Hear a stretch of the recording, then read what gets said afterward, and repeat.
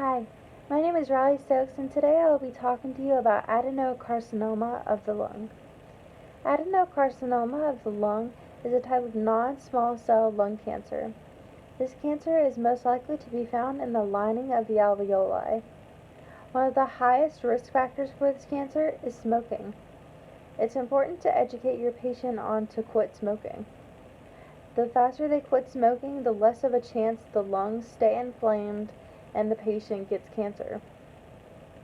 With lung cancer, there might not be many symptoms in the beginning when they're in stage 1. However, as the cancer progresses to further stages, some signs might appear, such as shortness of breath, chest pain, a productive cough, wheezing, and more. One thing that I thought was interesting with the patient is the cardiac complications. I have always been fascinated how if something happens to the lung, then something might happen to the heart, and vice versa. Some complication with the patient that you may want to look out for is due to the patient's smoking history.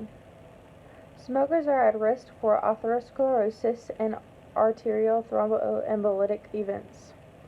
Studies have shown that multiple cancer treatments can actually increase the risk of a patient to have a stroke.